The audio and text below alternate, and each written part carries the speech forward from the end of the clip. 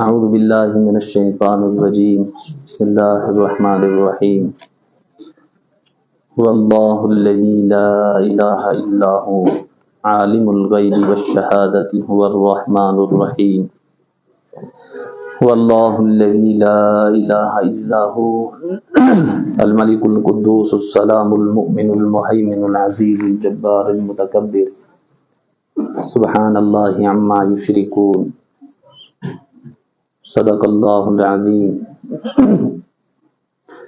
صدق رسولہ النبی الکریم ونحن علی ذلک من الشاہدین الحمد للہ رب العالمین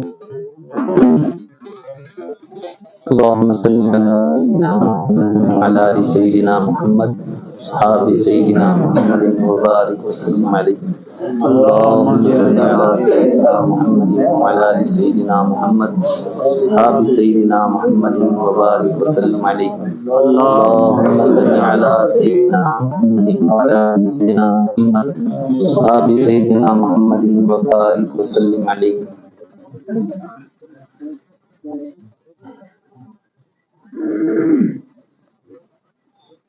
بزرگوں، توحید کے حوالے سے وقتاً فوقتاً گفتگو ہوتی رہتی ہے، سنتے بھی رہتے ہیں توحید کیا ہے، ایمان کیا ہے، کلمہ کیا ہے، لیکن یہ چیزیں سننے کے بعد پھر ہمارے ذہنوں سے نکل جاتی ہیں. اس لیے پھر ذہن میں آتا ہے کہ ان چیزوں کو پھر سے اپنے اس فکر میں اور مذاکرے میں لایا جائے، اس سے ایک نفع بھی ہوگا، اور دوسری بات یہ ہے یہ چیز ذہن نشین بھی ہوگی. یہ جو ہم کلمہ پڑھتے ہیں بزرگ لا الہ الا اللہ محمد رسول اللہ صلی اللہ علیہ وسلم، یہ ایسا انقلابی کلمہ ہے کہ ہر شخص اس کی انقلابی حیثیت کو جانتا ہے. یہ ایسا کلمہ ہے کہ اس کلمے کو پڑھنے کے بعد پڑھنے والا اگر پہلے اللہ کا مبغوض تھا، لیکن یہ کلمہ پڑھنے کے بعد وہ اللہ کا محبوب بن جاتا ہے. پہلے اگر وہ کافر تھا تو اس کلمے کو پڑھنے سے وہ مسلمان بن جاتا ہے، اسلام کے دائرے کے اندر آ جاتا ہے. پہلے اگر وہ جہنمی اور دوزخی تھا تو اس انقلابی کلمے کو پڑھ لینے کے بعد وہ جنت کا اور اللہ تعالیٰ کی رحمتوں کا حقدار ٹھہرتا ہے. پہلے اگر اس کلمے کو پڑھنے والا اس کلمے کے پڑھنے سے پہلے جہنم کے 7ویں طبقے کا مستحق تھا، لیکن اس کلمے کو پڑھنے کے بعد وہ جنت الفردوس کے اعلیٰ درجے کا حقدار بن جاتا ہے. اللہ تعالیٰ اس کلمے کی بدولت کلمہ پڑھنے والے کو جہنم کے 7ویں طبقے سے نکال کر کے جنت الفردوس کے اعلیٰ درجے میں پہنچا دیتے ہیں.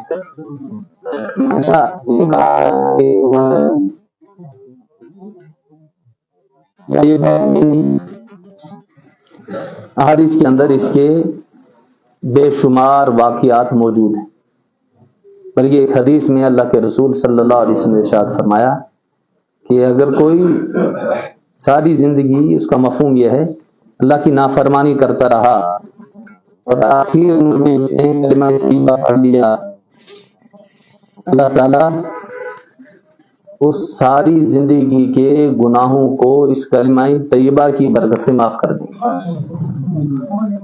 اگر 70 سالہ کافر بھی اس کلمے کو پڑھ لے، وہ 70 سالہ کافر بھی جنت کا حقدار ہو جاتا ہے. ایسی اس کی انقلابی حیثیت. آگے کی کتابوں میں ایک واقعہ ملتا ہے. رسول اللہ صلی اللہ تعالی علیہ وسلم نے صحابہ کرام رضوان اللہ تعالی علیہ مجمعین کے ساتھ جب خیبر قلعے کا محاصرہ کیا تھا، اس کے اندر یہود آباد تھے.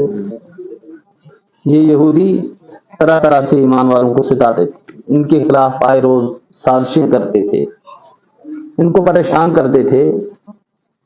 رسول اللہ صلی اللہ علیہ وسلم صحابہ کرام رضوان اللہ تعالی علیہ مجمعین کے ساتھ مل کر کے ان پر حملہ ہو. اچھا، وہاں جو اس قلعے کا محاصرہ کیا آپ صلی اللہ علیہ وسلم نے، کارڈن جو کیا اس کا، وہ 1-2 گھنٹے کا یا 1-2 دن کا نہیں تھا، بلکہ کئی دن تک رہا. اللہ تعالیٰ نے سورہ حشر کے اندر اس کی تفصیل بیان فرمائی. والذی اخرج الذین کفروا من اہل الکتاب من دیارہم لأول الحشر ما ظننتم ان يخرجوا وظنوا انهم مانعتهم حصونهم من الله فاتاهم الله من حيث لم يحتسبوا وقذف في قلوبهم الرعب يخربون بيوتهم بأيديهم وأيدي المؤمنين فاعتبروا يا أولي الأبصار. کئی دنوں تک محاصرہ رہا. اچھا، اس محاصرے کے دوران ایک وہاں پر چرواہا باہر آتا ہے. باہر آ کر کے وہ سوچتا ہے میں ذرا ان لوگوں سے پوچھوں کہ آپ لوگوں نے اتنا طویل فاصلہ طے کیا، اتنی مشقتیں اٹھائیں، ذرا ان سے یہ پوچھوں کہ آپ کا کاز کیا ہے، آپ کی دعوت کیا ہے، آپ کا پیغام کیا ہے. اور میں ان سے یہ پوچھوں کہ ہمارے شہر کے سارے لوگ آپ کے دشمن کس بنیاد پر بنے بیٹھے. تو یہ نکلا اپنے شہر سے، اس کا نام تھا اسود رائی. اسود رائی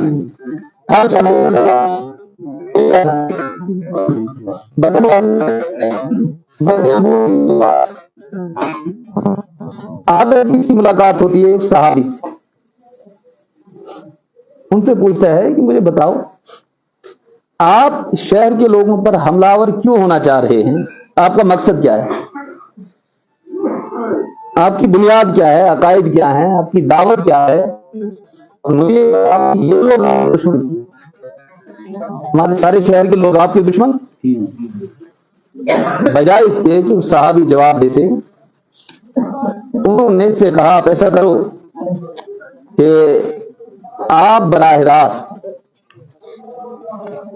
ہمارے سردار نبی الاولین والآخرین حضرت محمد الرسول اللہ صلی اللہ تعالی علیہ وسلم سے پوچھ لو.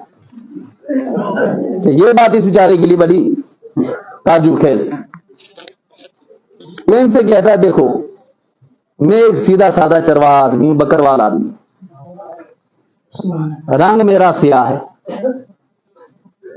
میرے بدن سے بدبو آ رہی ہے، میں میلا کو چلا ہوں، کپڑے میرے پھٹے پرانے ہیں، اور آپ کہہ رہے ہیں کہ میں آپ کے سردار سے ملوں. یہ کیسے ممکن ہو سکتا ہے؟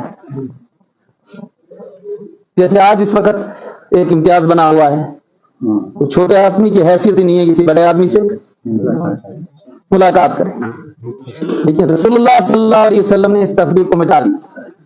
اور صحابی کہتے ہیں ان سے کہ دیکھو بھائی ہمارے سردار حضرت محمد الرسول اللہ صلی اللہ علیہ وسلم کی بزم اور محفل میں امیر اور غریب، حاکم اور محکوم، رائی اور رعیت سب کے سب برابر ہیں. وہاں یہ معاملہ نہیں ہے کوئی بڑا آدمی آ جائے اچھا غریبوں کو لتاڑ کر کے وہ آگے چلا جائے گا، وہاں کوئی ایسا معاملہ نہیں، وہاں سب برابر. اس کے لیے یہ بات بڑی عجیب سی، اور یہ بات اس کے ذہن میں بھی کبھی نہیں آئی ہوگی کہ میں کسی مملکت کے سربراہ کسی لشکر کے سپاہ سالار یا کسی فوج کے بڑے آفیسر، جس کو اس وقت اصطلاح میں کہا جا سکتا ہے چیف آف آرمی سٹاف، سے ملاقات کروں، یہ میرے کہاں میں اور کہاں چیف میں اور کہاں مسلمانوں کے کمانڈر، کیسے ملاقات ہو سکتی؟ ان صاحب نے کہا گھبرائے مت، آپ جا سکتے ہیں، آپ جائیے۔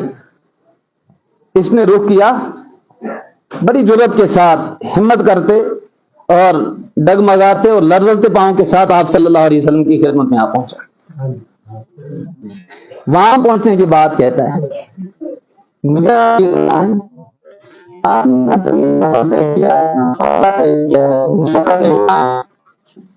اتنی مصیبتیں جھیلی، آپ اس پورے قلعے کا محاصرہ کیے ہوئے ہیں اور یہ سارے لوگ آپ کے دشمن ہیں، اس کی بنیادی وجہ کیا ہے؟ اور ساتھ ہی مجھے یہ سمجھائے کہ آپ کی بنیادی تعلیم کیا ہے، عقیدہ کیا ہے، آپ کی دعوت کیا ہے، تاکہ میں بھی وہ دعوت سن لوں۔ آپ صلی اللہ علیہ وسلم نے اسے عقیدہ توحید اور اس کی تشریح سمجھائی۔ اس کے دل کے اندر کچھ میلان پیدا ہوا۔ آپ صلی اللہ علیہ وسلم نے فرمایا اگر تم اس کلمے کو قبول کر لو، آج سے پھر تم ہمارے بھائی ہوگے اور تمہیں بھی وہ تمام حقوق ملیں گے جو بقیہ عام مسلمانوں کو مل رہے ہیں۔ اس کے دل کے اندر کشش پیدا ہوئی۔ اس نے کہا اگر ایسا ہے اشہد ان لا الہ الا اللہ واشہد ان محمدًا عبدہ ورسولہ، میں گواہی دیتا ہوں کہ اللہ کے سوا کوئی معبود نہیں، عبادت کے لائق نہیں، اور محمد صلی اللہ علیہ وسلم اللہ کے بندے ہیں اور اللہ کے رسول ہیں۔ کلمہ پڑھ لیا ایسے۔ اب یہ کہتا ہے کہ یا رسول اللہ صلی اللہ علیہ وسلم اب میرے لیے کیا حکم ہے، مجھ پر کیا فریضہ عائد ہوتا ہے؟ آپ صلی اللہ علیہ وسلم نے فرمایا اس وقت نماز کا وقت نہیں ہے کہ میں تمہیں نماز پڑھواؤں، اس وقت روزوں کا زمانہ نہیں ہے کہ تم سے روزے رکھوائے جائیں، تم پر زکوٰۃ فرض نہیں ہے کہ تم سے یہ کہا جائے کہ زکوٰۃ ادا کرو، حج کا زمانہ نہیں ہے کہ تم سے حج کروایا جائے۔ اب کیا کروں؟ آپ صلی اللہ علیہ وسلم نے فرمایا اس وقت حق اور باطل برسرے پیکار ہیں، اپنی جانوں کا نذرانہ پیش کر رہے ہیں، تم بھی اس جہاد کے اندر میدان بدر کے اندر شریک ہو جاؤ، خیبر کے اندر کہتا ہے یا رسول اللہ صلی اللہ علیہ وسلم اس لڑائی کے اندر، جہاد کے اندر، مارکے کے اندر شریک ہوتا ہوں اور شریک ہونے کے بعد میں شہید ہو گیا، مجھے کیا ملے گا؟ مجھے کیا ملے گا؟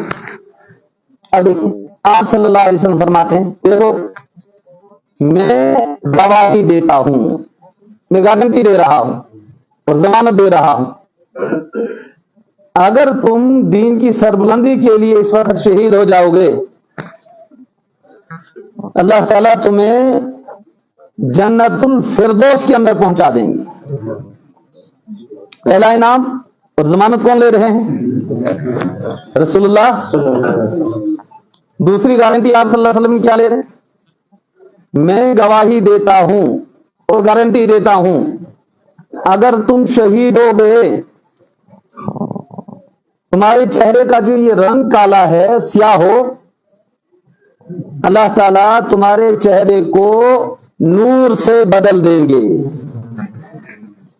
کتنی گارنٹیاں لی؟ اب تیسری گارنٹی آپ صلی اللہ علیہ وسلم دے رہے ہیں فرمایا آپ صلی اللہ علیہ وسلم نے میں ضمانت دیتا ہوں اور گواہی دیتا ہوں اگر تم میدان خیبر میں شہید ہو گئے، تین ضمانتیں ذہن بھی جیسی گل، یہ یہاں سے اٹھا، اٹھنے کے بعد اپنے اس بکری کے ریوڑ کو شہر کی طرف ہنکا دیا اور خدا کر کے میدان خیبر میں اہل حق کی جماعت کے ساتھ شامل ہو،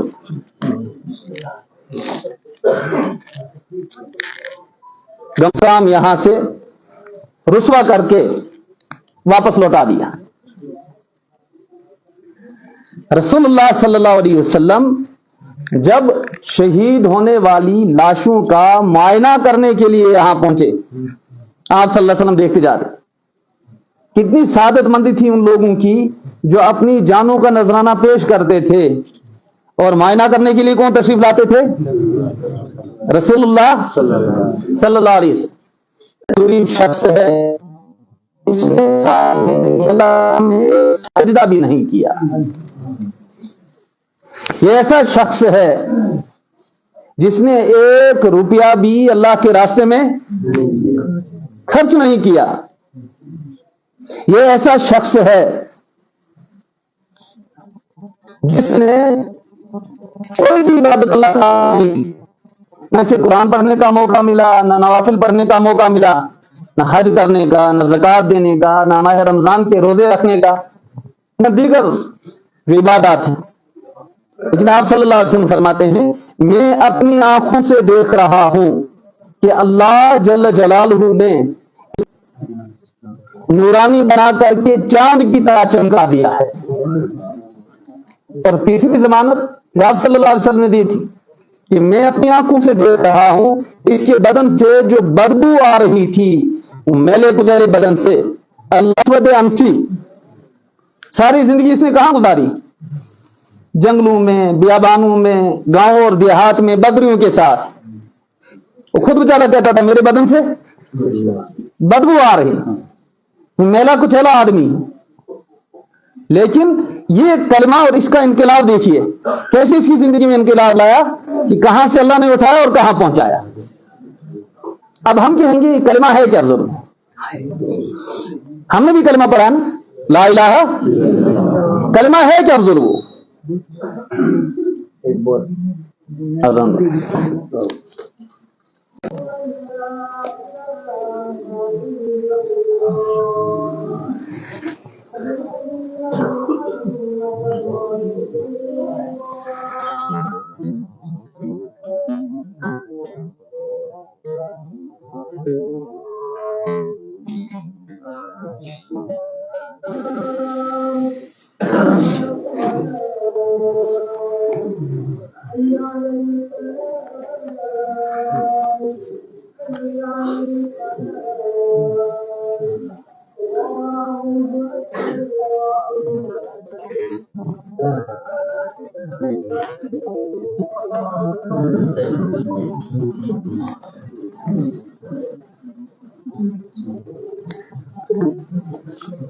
ہم نے ایمان قبول کیا نا ہے، ایک اقرار کیا ہے، یا یوں کہ ہم نے ایگریمنٹ کیا ہے، اور ایگریمنٹ کس سے کیا ہے؟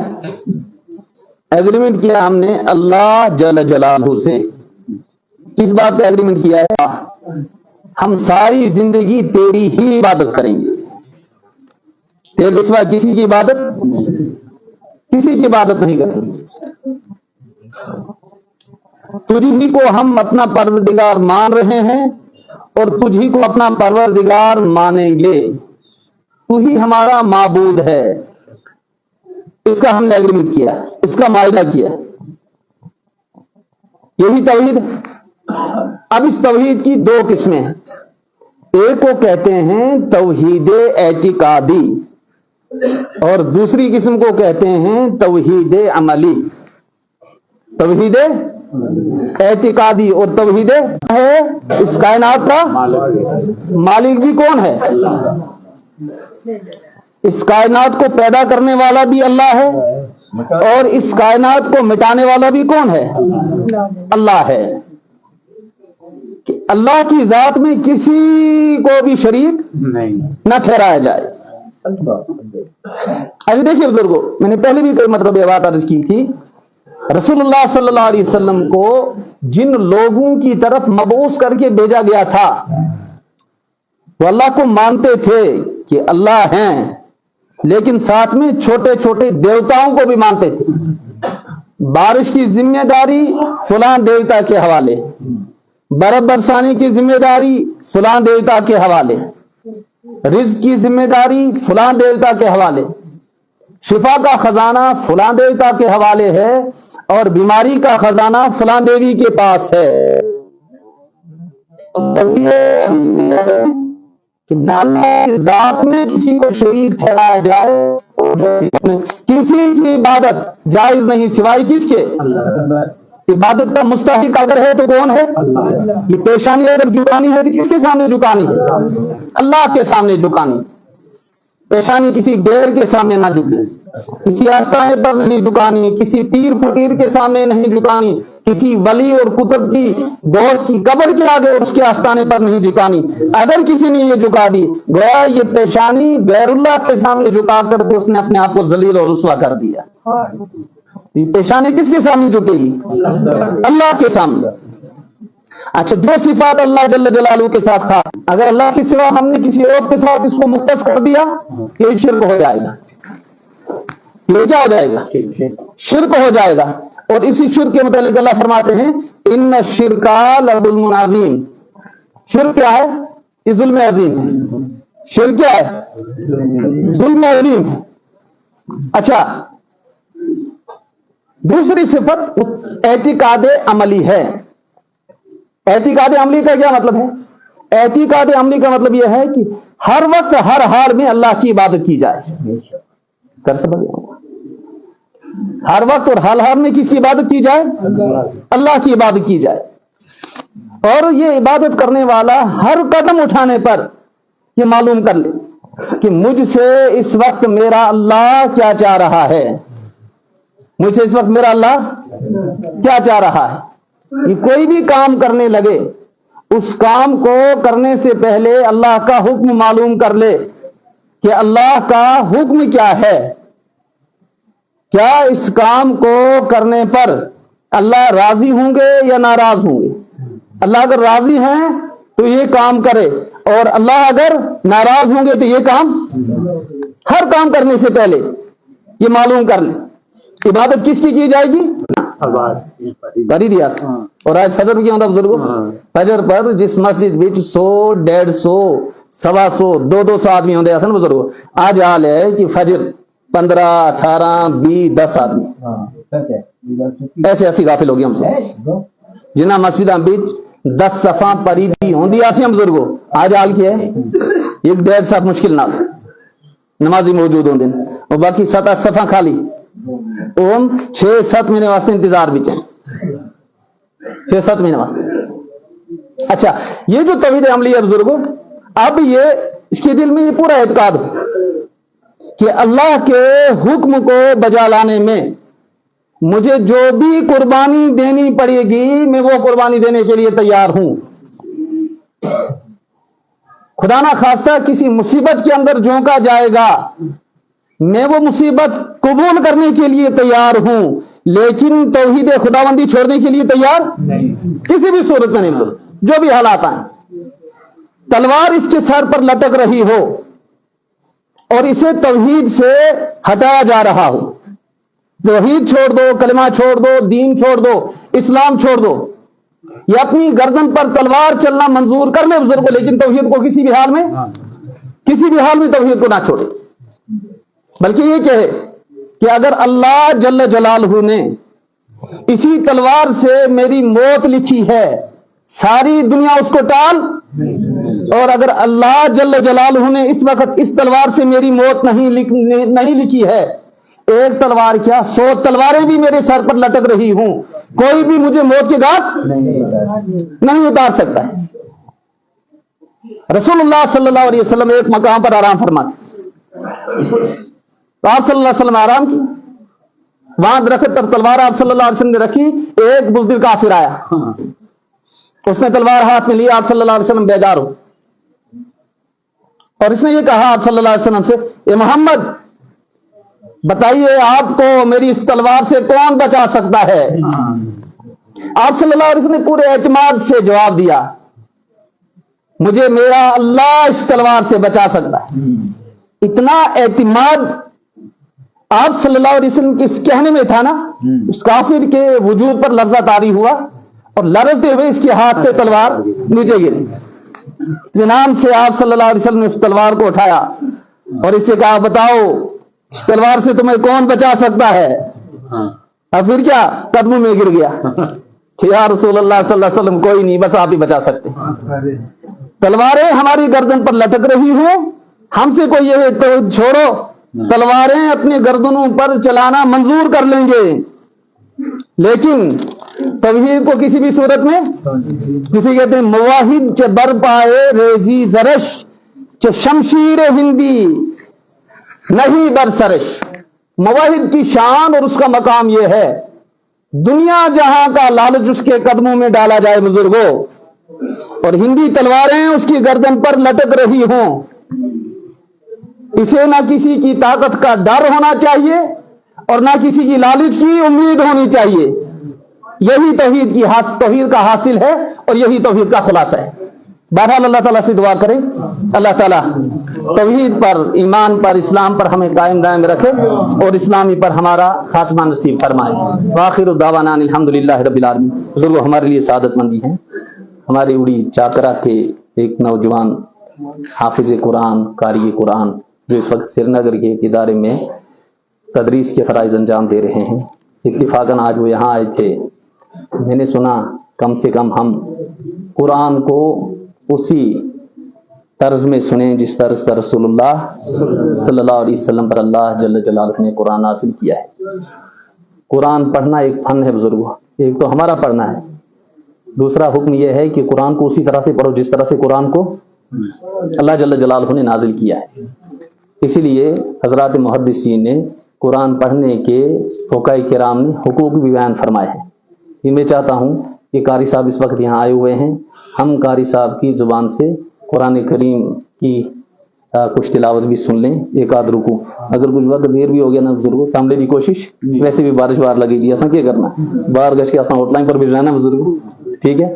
قرآن کریم کی ایک تلاوت، ایک رکو، جتنا حافظ صاحب سے قاری صاحب سے ممکن ہو سکے وہ سنیں گے انشاءاللہ تعالیٰ، اور پوری توجہ سے۔ اس لیے فکر ہوئی بزرگوں، ہماری اڑی کے اندر شعبہ تجوید کا کہیں پر قیام نہیں تھا، الحمدللہ شاید اللہ تعالیٰ نے آپ حضرات کی دعاؤں کی برکت سے یہاں